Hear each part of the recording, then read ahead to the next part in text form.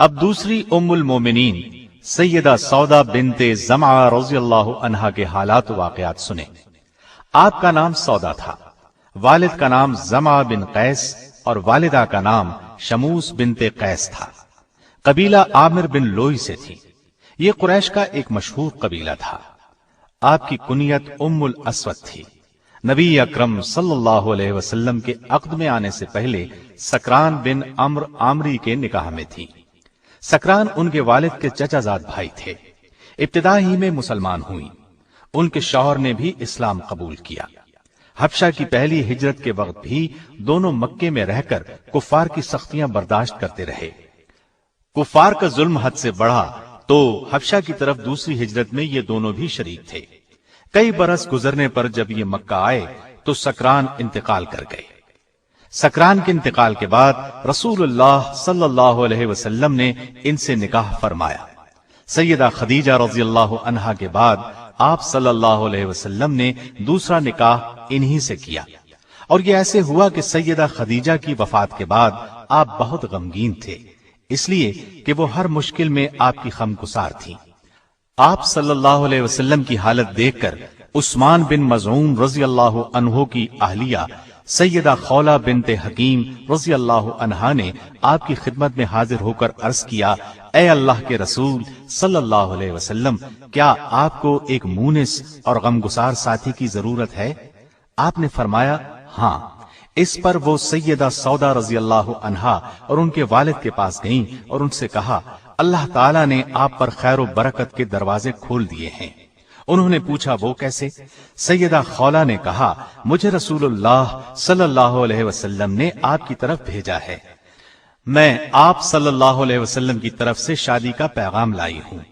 سیدہ سودا رضی اللہ عنہا نے فرمایا، مجھے منظور ہے، لیکن آپ میرے والد سے بات کر لیں۔ جب ان سے بات ہوئی تو انہوں نے بھی کوئی اعتراض نہ کیا۔ اس طرح یہ نکاح ہوا۔ 400 درہم حق مہر مقرر ہوا۔ یہاں میں یہ وضاحت کر دوں، بعض علماء نے لکھا ہے کہ سیدہ سودا سے پہلے آپ صلی اللہ علیہ وسلم نے سیدہ عائشہ رضی اللہ عنہا سے نکاح کیا تھا۔ حافظ ابن کثیر نے اسی کو صحیح کہا ہے، لیکن بہت سے دوسرے مورخین اور علماء کا قول ہے کہ دوسرا نکاح سیدہ سودا رضی اللہ عنہا سے ہوا تھا۔ سیدہ سودا رضی اللہ عنہا کے مکمل حالات کتابوں میں زیادہ نہیں ملتے۔ نبوت کے 13ویں سال نبی کریم صلی اللہ علیہ وسلم نے ہجرت فرمائی اور مدینے تشریف لے گئے۔ وہاں سے آپ نے زید بن حارثہ رضی اللہ عنہ کو مکہ مکرمہ بھیجا تاکہ وہ سیدہ سودا اور دوسرے اہل خانہ کو مدینے لے آئیں۔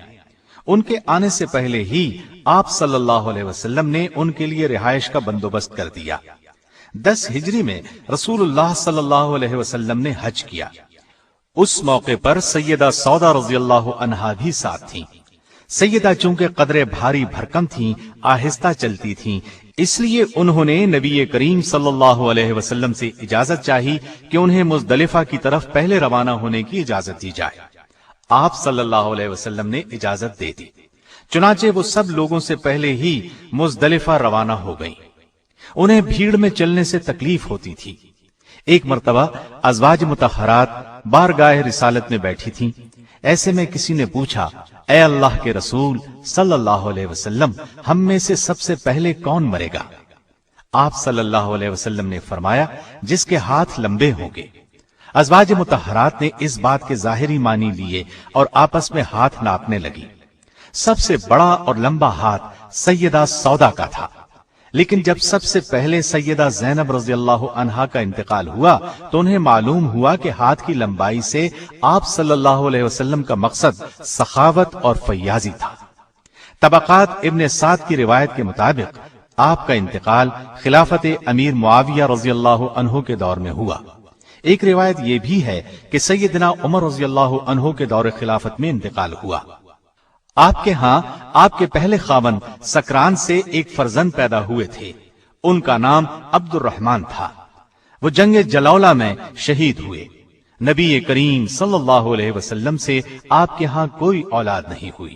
آپ سب سے زیادہ دراز قد اور موٹاپے کی طرف مائل تھی۔ کتب احادیث میں آپ سے صرف 5 احادیث روایت کی گئی ہیں۔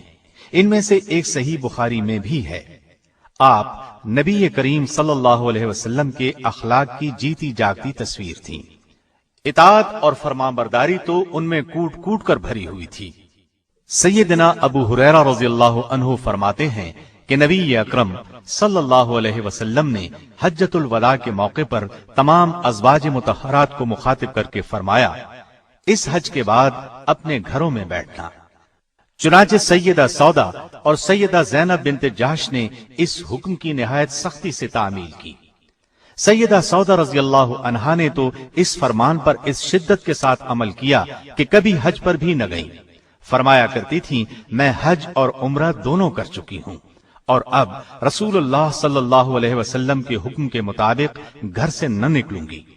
سیدہ سودا رضی اللہ عنہا حد درجے سخی تھی۔ اس صفت میں بھی آپ کا خاص مقام ہے۔ درہم و دینار سے انہیں کوئی محبت نہیں تھی، اللہ کے راستے میں خرچ کر دیتی تھی۔ ایک مرتبہ سیدنا عمر رضی اللہ عنہ نے سیدہ کی خدمت میں درہموں کی بھری ایک تھیلی بھیجی۔ لانے والے سے پوچھا، اس میں کیا ہے؟ انہوں نے بتایا، درہم ہیں۔ فرمایا، کھجوروں کی طرح اب درہم بھی تھیلی میں بھیجے جانے لگے ہیں۔ یہ کہہ کر تمام کے تمام تقسیم کر دیے۔ آپ نے نبی کریم صلی اللہ علیہ وسلم سے الگ ہونے کے خوف سے اپنی باری عائشہ صدیقہ رضی اللہ عنہا کو دے دی۔ رسول اللہ صلی اللہ علیہ وسلم نے ان کی اس بات کو منظور فرما لیا۔ اس بارے میں اللہ تعالی نے یہ آیت نازل فرمائی، وَإِنِ امْرَأَةٌ خَافَتْ مِن بَعْلِهَا نُشُوزًا أَوْ إِعْرَاضًا فَلَا جُنَاحَ عَلَيْهِمَا أَن يُصْلِحَا بَيْنَهُمَا صُلْحًا وَالصُّلْحُ خَيْرٌ۔ اور اگر کسی عورت کو اپنے خاوند کی طرف سے زیادتی یا بے رغبتی کا اندیشہ ہو تو میاں بیوی پر کچھ گناہ نہیں کہ آپس میں کسی چیز پر صلح کر لیں، اور صلح بہتر چیز ہے۔